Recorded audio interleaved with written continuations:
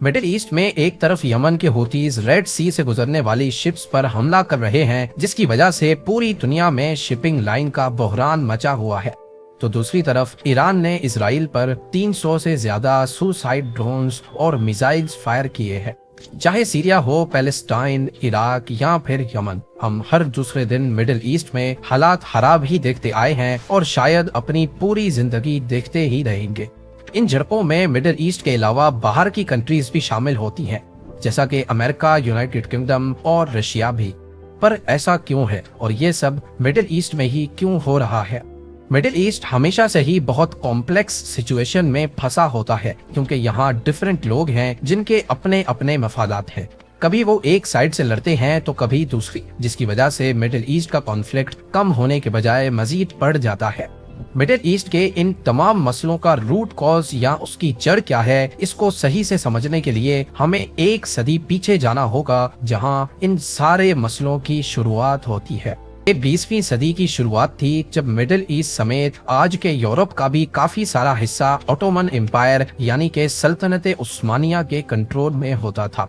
इस पूरे खित्ते में 600 सालों तक हुकूमत करने के बाद मुसलमान काफी कमजोर पड़ चुके थे और इनके बीच अंदर ही अंदर झगड़े शुरू हो गए। ओटोमन एम्पायर में मुसलमानों समेत दूसरे भी कई रिलीजन्स के लोग अपने अपने रीजन्स या प्रोविंसेस में बसते थे, लेकिन ये सारी प्रोविंसेस ओटोमन एम्पायर का हिस्सा हुआ करती थी, यानी किसी को भी अपना अलग मुल्क बनाने की आजादी नहीं थी।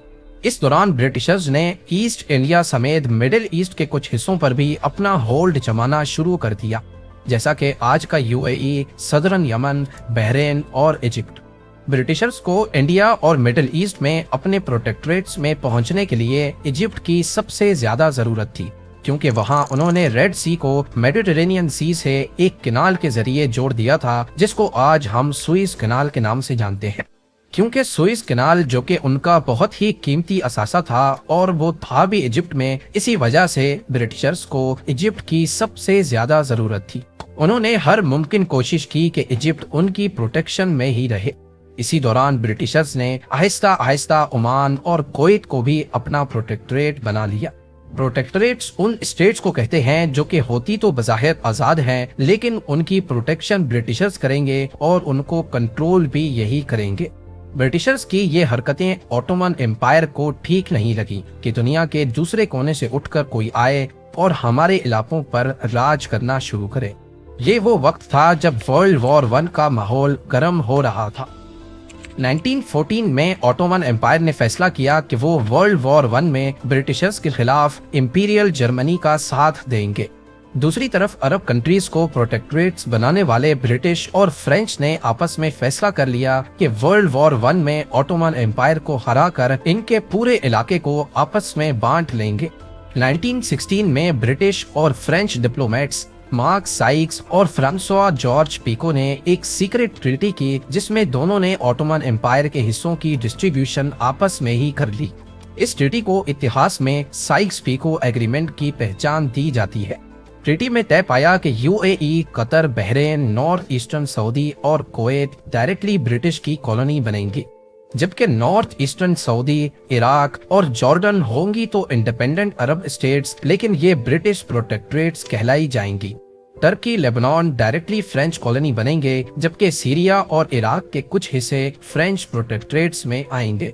ईस्टर्न टर्की को रशियन एम्पायर देखेगी, जबकि पैलेस्टाइन की, क्योंकि बहुत ज्यादा रिलीजियस इंपॉर्टेंस है, उसको साइक्स पिको एग्रीमेंट में एक इंटरनेशनल एडमिनिस्ट्रेशन डिक्लेयर किया गया। साइक्स और पिको ने वर्ल्ड वॉर 1 से पहले ही अपने तौर पे मिडिल ईस्ट का बंटवारा तो कर लिया था, लेकिन जो मैप्स उन्होंने बनाए थे उसमें वहां ऑलरेडी रहने वाले कबीलों के बारे में नहीं सोचा गया। असल में ओटोमन एम्पायर ने इन एरियाज को अलग अलग प्रोविंसेस में बांटा हुआ था, जहां रहने वाले कबीले बेशक अलग अलग मजहब फॉलो करते थे, उनके तौर तरीके मुख्तलिफ थे, लेकिन वो सब ओटोमन एम्पायर की छतरी के साए तले रहते थे और किसी को भी अपनी अलग नेशन बनाने की परमिशन नहीं थी। इन प्रोविंसेस को, जिनमें अलग अलग लोग बसते थे, इनको ब्रिटिश और फ्रेंच अपनी शक्ल देकर एक बहुत बड़ी गलती कर रहे थे, जिसके नतायज अगली कई दहाइयों तक पूरे मिडिल ईस्ट को भुगतने पड़ेंगे। साइक्स पीको एग्रीमेंट की शुरुआती शर्तें मजीद उलझने लगीं जब वर्ल्ड वॉर 1 से पहले ब्रिटिशर्स ने अरब के साथ वादे करना शुरू कर दिए। उनको ऑटोमन एम्पायर के खिलाफ उकसाया जाने लगा और वादे किए जाने लगे कि अगर वो वर्ल्ड वॉर 1 में ऑटोमन एम्पायर के खिलाफ खड़े होंगे तो उनको अपना अलग और आजाद मुल्क दिया जाएगा। इसके साथ साथ ब्रिटिशर्स ने एक और वादा भी किया था यूरोप में रहने वाले ज्यूज के साथ। उस वक्त ज्यूज को दुनिया में कोई भी एक्सेप्ट नहीं करता था, लिहाजा उनसे वादा किया गया कि वर्ल्ड वॉर 1 जीतने के बाद उनको पैलेस्टाइन में अपना खुद का मुल्क दिया जाएगा। वर्ल्ड वॉर 1 जीतने के लिए अलाइज को ऑयल की भी सबसे ज्यादा जरूरत थी। ब्रिटिशर्स ने सबसे पहले 1908 में ईरान से ऑयल ढूंढ निकाला था, पर ये इतना ज्यादा ऑयल नहीं था। जंग में टैंक्स, प्लेन्स, गाड़ियां और दूसरी मशीनरी के लिए ज्यादा ऑयल की जरूरत थी। उस वक्त अमेरिका ऑयल का सबसे बड़ा प्रोड्यूसर था और ब्रिटिशर्स ऑयल के लिए अमेरिका पर डिपेंडेंसी नहीं चाहते थे, क्योंकि उस वक्त के अमेरिकन प्रेसिडेंट वुडरो विल्सन जंग के बाद एम्पायर्स और कॉलोनियल सिस्टम के बहुत खिलाफ थे, जबकि ब्रिटिश और फ्रेंच तो पहले से ही अपनी कॉलोनीज का सीक्रेट प्लान बना कर बैठे थे। लिहाजा ऑयल खरीदने के लिए अमेरिका ब्रिटिशर्स के लिए रिलायबल ऑप्शन नहीं था, तो उन्होंने मिडिल ईस्ट में ही ईरान के करीब अपना होल्ड मजीद बढ़ा दिया, जहां उनको लगता था कि ऑयल का काफी फ्यूचर है। बाद में यहां से बहुत ज्यादा ऑयल के जखीरे भी दरियाफ्त हुए। वर्ल्ड वॉर 1 खत्म हो चुकी थी और अलाइज जीत चुके थे। जीतने वाले अलाइज आमने सामने बैठे और मिडिल ईस्ट के बॉर्डर्स को एक बार फिर से चेंज कर दिया गया। वहां ऑटोमन एम्पायर ऑफिशियली 1922 में खत्म हो गई और 29 अक्टूबर 1923 को एक army officer Mustafa Kemal Ataturk ने तुर्की को रिपब्लिक डिक्लेयर कर दिया। उभरती हुई तुर्क गवर्नमेंट ने फौरन ब्रिटिशर्स के खिलाफ बगावत कर दी और अगले 2 सालों तक अलाइज के खिलाफ जंग जारी रखी। ब्रिटिश और फ्रेंच मिलिट्री वैसे ही वर्ल्ड वॉर 1 की वजह से थक चुकी थी, जिनको टर्किश आर्मी बहुत हार्ड टाइम दे रही थी। तभी वो टर्किश गवर्नमेंट के साथ टेबल टॉक्स करने पर मजबूर हो गए और एक बार फिर से मिडिल ईस्ट के बॉर्डर्स में बदलाव देखा गया। ये मीटिंग टर्की के लिए बहुत फायदेमंद साबित हुई और मिडिल ईस्ट के मैप में आखिरकार स्याही भर दी गई। ये मैप आज के मिडिल ईस्ट से काफी मिलता जुलता है। अलाइज ने टर्की को उनका एरिया दिया, जबकि ऑटोमन एम्पायर खत्म हो जाने के बाद बकाया मिडिल ईस्ट को आपस में ही बांट दिया। पहले जो ऑटोमन एम्पायर की प्रोविंसेस बसरा, बगदाद और मोसूल हुआ करती थीं, उनको ब्रिटिशर्स ने ज्वाइन करके उसको मैंडेट फॉर मेसोपोटामिया का नाम दिया, जो बाद में इराक बन गया। हालांकि इन प्रोविंसेस में अलग अलग रिलीजन और कल्चर के लोग रहते थे, लेकिन बिना सोच विचार के इनको आपस में मर्ज किया गया, जिसके असरात इराक की इंटरनल स्टेबिलिटी पर गहरे दाग छोड़ने वाले थे। मोसूल के लोग कर्डिश नस्ल के लोग थे। बगदाद में ज्यादातर सुन्नी मुसलमान, जबकि बसरा प्रोविंस में शिया मुसलमान बसते थे। वर्ल्ड वॉर 1 के बाद ब्रिटिश ने ऑफिशियली कुवैत को बसरा प्रोविंस से अलग करके 1960 तक अपना प्रोटेक्टरेट बनाए रखा, पर क्योंकि ये इराकी प्रोविंस बसरा से फोर्सफुली अलग किया गया था, इसी वजह से आने वाले सालों में जब ब्रिटिशर्स चले गए तो इराक ने कुवैत को अपना हिस्सा मानना शुरू कर दिया और फिर 1990 में इसी क्लेम को लेकर सद्दाम हुसैन ने कुवैत पर हमला भी किया। इराक ब्रिटिशर्स से आजाद होने के बावजूद भी काफी बिखरी हुई हालत में था। कुर्द, सुन्नी, शिया, इनके आपसी झगड़े और साथ में इनका कुवैत वापस पाने का दावा दोनों मुल्कों में गहरी टेंशन्स का बाइस बना। ऐसी ही कुछ गलतियां लेबनान और सीरिया में भी की गई। लेबनान को क्रिश्चियंस की मेजॉरिटी की बिना पर आजादी दी गई, जबकि इसमें सुन्नी और शिया अरब्स भी काफी तादाद में बसते थे। इसी तरह सीरिया में भी क्रिश्चियंस, सुन्नी, शिया और दूसरे मजहब भी पाए जाते थे, लेकिन इन सारी ऑटोमन प्रोविंसेस को भी मर्ज करके जान छुड़ाने की गर्ज से सीरिया बना दिया गया।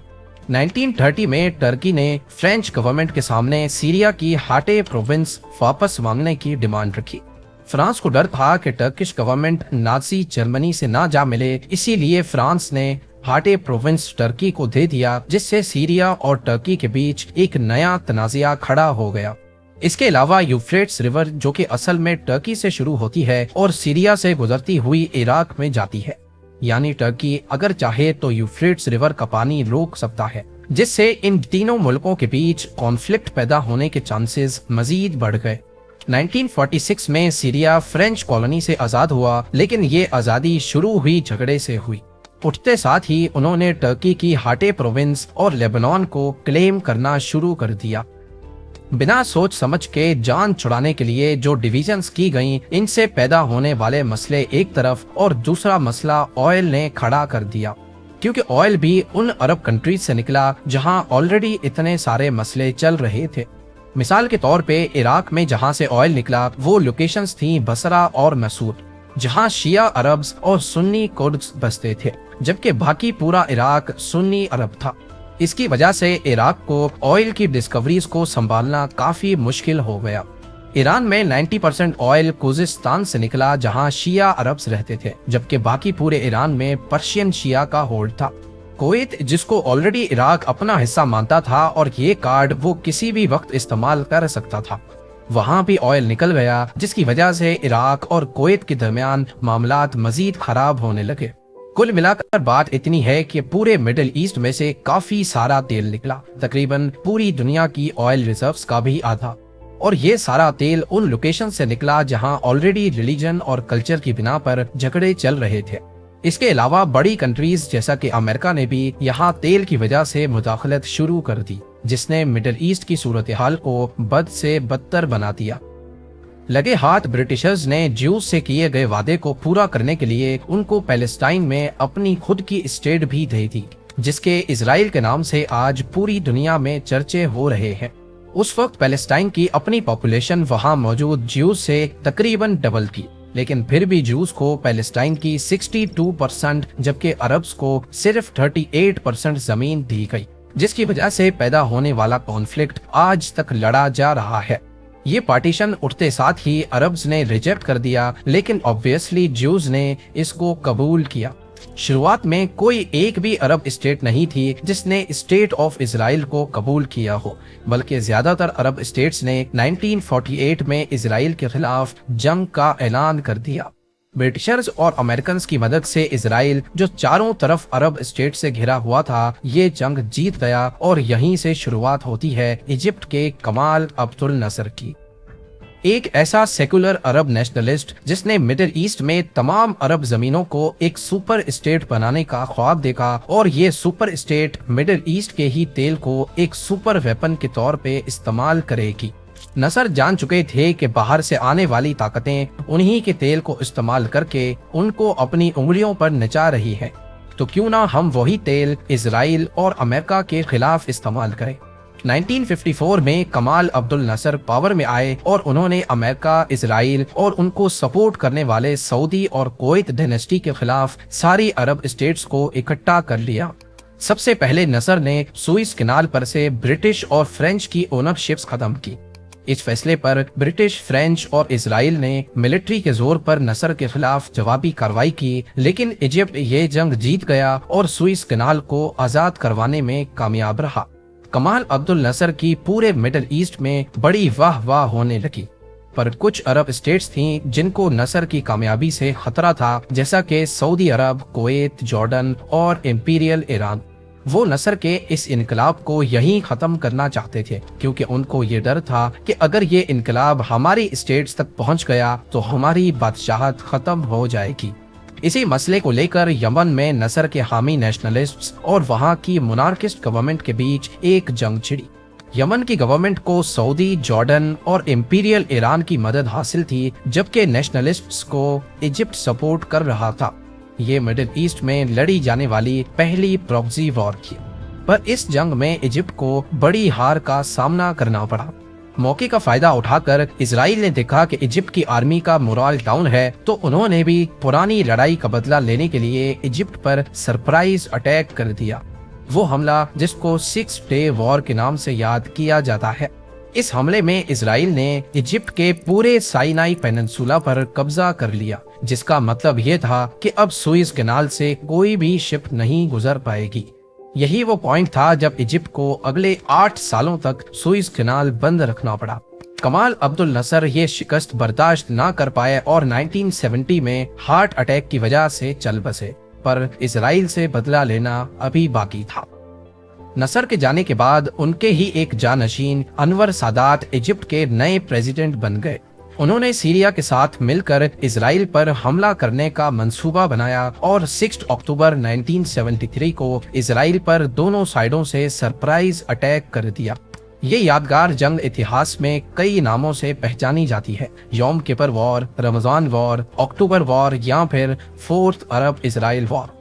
ویسے تو اس جنگ میں بھی اسرائیل کا پلڑا بھاری رہا، لیکن اس وقت امریکہ بیچ میں آ گیا اور پریزیڈنٹ جمی کارٹر کے کہنے پر ایجپٹ اور اسرائیل دونوں نے ہاتھ ملا لیے، جس پر اسرائیل نے سائنائی پیننسولا کو خالی کر کے ایجپٹ کو واپس کر دیا۔ پر اس ایگریمنٹ میں یہ بھی طے پایا کہ ایجپٹ اسرائیل کو ایز اے اسٹیٹ قبول کرے گا۔ بس یہی وہ دن تھا جب مڈل ایسٹ میں ایک نئی جنگ کا آغاز ہو گیا، کیونکہ ایجپٹ وہ پہلی عرب اسٹیٹ تھی جس نے عرب کے دشمن اسرائیل کو قبول کرنے کی غلطی کی۔ تقریباً ساری عرب اسٹیٹس نے ایجپٹ کے اس فیصلے کی مخالفت کی اور ایک اسلامسٹ گروپ نے ایجپشین پریزیڈنٹ انور سادات کو اسرائیل سے ہاتھ ملانے پر قتل کر دیا۔ ایک طرف ایجپٹ میں جب یہ سب کچھ ہو رہا تھا، اسی وقت ایران میں شاہ آف ایران محمد رضا پہلوی کے خلاف انقلاب پھٹ پڑا۔ ایران کا شاہ امریکہ سے فنڈنگ لے کر ان کے مفاد میں کام کرتا تھا، جس کا تخت الٹ کر ایران کے لوگوں نے یہاں انقلابی حکومت روح اللہ خمینی کی سرپرستی میں قائم کی۔ ایران کا یہ انقلاب مڈل ایسٹ پر بہت سارے اثرات لے کر آیا، کیونکہ یہ حکومت مڈل ایسٹ میں پہلی اسلام پسند حکومت کے طور پر ابھری تھی۔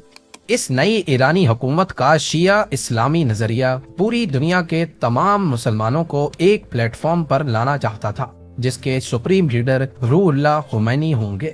یہ دیکھتے ہوئے دوسری عرب اسٹیٹس، خاص طور پر سنی مسلمانوں کو خطرہ محسوس ہونے لگا کہ کہیں ایران کا یہ ریولیوشن ان کی اسٹیٹس تک بھی نہ پھیل جائے۔ ایران کا سب سے بڑا ٹارگٹ سعودی بادشاہی نظام تھا، جس کو امریکہ کی سپورٹ حاصل تھی۔ اسی وجہ سے ایران کے انقلاب کے سب سے بڑے دشمن جہاں امریکہ اور اسرائیل تو تھے ہی، وہیں ساتھ میں سعودی بھی بن بیٹھا۔ ایرانی انقلاب کے ڈر سے سعودی نے عراق میں صدام حسین کو فنڈ کرنا شروع کر دیا، جو کہ ایک سنی ملٹری آفیسر تھے۔ صدام حسین کو بھی ایران سے خطرہ تھا، کیونکہ عراقی تیل بصرہ کی پروونس سے نکلتا تھا، جہاں آلریڈی شیعہ پاپولیشن تھی۔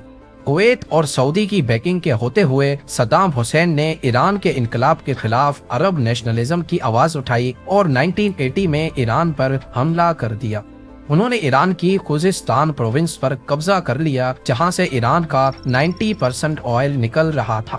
اس سے عراق کے آئل ریزروز میں اب مزید اضافہ ہو گیا۔ یہ جنگ 8 سالوں تک چلتی رہی، 5 لاکھ لوگ مارے گئے اور 10 لاکھ سے بھی زیادہ زخمی ہوئے۔ سعودی اور کویت نے صدام حسین کو فنڈنگ جاری رکھی تاکہ وہ ایران کو لڑائی میں ہی الجھائے رکھے، پر سعودی کو ایران سے ایک اور خطرہ بھی تھا۔ بحرین کو دیکھا جائے تو وہاں شیعہ پاپولیشن زیادہ تھی، لیکن وہاں کا رولر سنی تھا اور اس کی لوکیشن سعودی کی آئل فیلڈ سے کافی قریب ہے۔ ایران جو کہ آلریڈی بحرین کو اپنا حصہ ماننے لگا تھا، سعودی کو خطرہ تھا کہ اگر یہاں کی شیعہ پاپولیشن نے سنی رولر کا تخت الٹ دیا تو سعودی اور ایران آمنے سامنے آ جائیں گے، جس سے سعودی کا تیل خطرے میں پڑ سکتا ہے۔ یہ بھی ایک وجہ تھی کہ سعودی نے مسلسل صدام حسین کو سپورٹ کیا تھا۔ 8 سالوں کے بعد ایران نے صدام حسین سے اپنے خوزستان پروونس کا قبضہ چھڑا لیا، لیکن 1988 میں عراق نے اپنا کویت پر بہت پرانا کلیم کارڈ واپس سے نکال لیا۔ صدام حسین نے کویت کو سیدھا کہا کہ یا تو ایران کے خلاف لڑنے کے لیے جو فنڈنگ دی تھی وہ بھول جاؤ، یا پھر کویت کو عراق میں مرج کر دو۔ جب کویت نے منع کر دیا تو صدام حسین نے پورے کویت پر حملہ کر کے ساری آئل فیلڈز پر قبضہ جما لیا۔ اس سے عراق کے اپنے آئل ریزروز میں اتنا اضافہ ہو گیا کہ اب دنیا کے ٹوٹل آئل ریزروز کا 20% حصہ اکیلے عراق کے پاس تھا۔ کویت سے اتنے سال فنڈنگ لینے کے باوجود صدام حسین نے الٹا کویت پر ہی قبضہ کر لیا۔ یہ چیز سعودی کو بھی کھٹکنے لگی، کیونکہ وہ بھی تو کئی سالوں تک عراق کو فنڈنگ کرتا آیا تھا۔ سعودی کو ڈر تھا کہ اب صدام کی آرمی کسی بھی وقت ہماری آئل فیلڈز پر بھی حملہ کر سکتی ہے، تو پھر اس موقع پر سعودی نے اپنا امریکہ کارڈ نکالا اور ان سے مدد مانگی۔ امریکن آرمی نے مداخلت کی اور کویت سے صدام کی آرمی کو واپس عراق میں دھکیل دیا۔ ساتھ ہی یونائٹڈ اسٹیٹس نے بحرین میں بھی اپنا ہیڈ کوارٹر بنا لیا، جس سے سعودی کو بحرین میں آنے والے ایرانی ریولیوشن کا ڈر بھی ختم ہو گیا۔ اس کے فوراً بعد 1994 میں جارڈن اسرائیل کو ایکسپٹ کرنے والی دوسری عرب اسٹیٹ بن گئی۔ مڈل ایسٹ میں امریکہ کی بڑھتی ہوئی پریزنس اور اسرائیل کی سپورٹ نے نئی اسلامک آرگنائزیشنز کو جنم دیا، جیسا کہ القاعدہ، آئیسس، حزب اللہ، ہوتھیز اور اسلامک جہاد۔ ان کا مقصد دنیا کے تمام مسلمانوں کو امریکہ، اسرائیل اور ان کے سپورٹرز کے خلاف ایک چھتری کے نیچے لے کر آنا تھا۔ لہٰذا ان کو اینٹی امریکن اسٹیٹس کی طرف سے فنڈنگ ملنا شروع ہو گئی، اور اس سب کا رزلٹ آج ہمیں مڈل ایسٹ میں دیکھنے کو مل رہا ہے۔ حماس کا اسرائیل پر حملہ کرنے کے بعد اسرائیلی فورسز نے غازہ اسٹرپ پر خوب گولہ باری کی، اور بچے ہوئے فلسطینی بھی یہاں سے بھاگنے پر مجبور ہو گئے۔ اس کے نتیجے میں یمن میں موجود ہوتیز نے ریڈ سی سے گزرنے والی وہ شپس جو اسرائیل یا ان کو سپورٹ کرنے والی کنٹریز کی تھیں، ان پر اٹیک کرنا شروع کر دیا۔ دوسری طرف حزب اللہ اور دوسری آرگنائزیشنز نے سیریا اور لیبنان کی سائڈ سے اسرائیل پر حملے جاری رکھے۔ ایران، جو ابھی تک کھل کر اسرائیل کے خلاف سامنے نہیں آیا تھا، 1 اپریل 2024 کو جب اسرائیل نے سیریا میں ایران کی قونصلیٹ پر حملہ کیا اور ان کا ٹاپ جنرل مار دیا، اس کے نتیجے میں ایران بھی اب پہلی بار اسرائیل کے خلاف کھل کر آیا ہے اور درجنوں ڈرونز اور میزائلز اسرائیل پر فائر کر دیے۔ بے شک ایران کو پہلے سے معلوم تھا کہ ان کا یہ اٹیک اسرائیل آسانی سے ناکام بنا دے گا، لیکن یہ اسرائیل کو صرف جواب دینے کا ایک طریقہ تھا۔ یہ سلسلہ جو پچھلی کئی دہائیوں سے چل رہا ہے، یہ شاید آگے بھی ایسے ہی چلتا رہے گا۔ عرب کی دنیا میں ہنگامہ خیزی کی اصل وجہ میری نظر میں یہاں بسنے والے مختلف بلیفز کے لوگوں کا ایک ساتھ رہنا ہے۔ دوسرا، برٹش اور فرینچ نے 100 سال پہلے جو ڈویژنز کی، اس میں ریلیجن اور کلچر کو نظر میں نہیں رکھا گیا تھا۔ برٹشرز تو اب یہاں نہیں ہیں، لیکن یہ جنگیں اور ہنگامے شاید ہمیشہ ایسے ہی چلتے رہیں گے۔ اس بارے میں آپ کا کیا خیال ہے؟ مجھے کامنٹ سیکشن میں ضرور بتائیے گا۔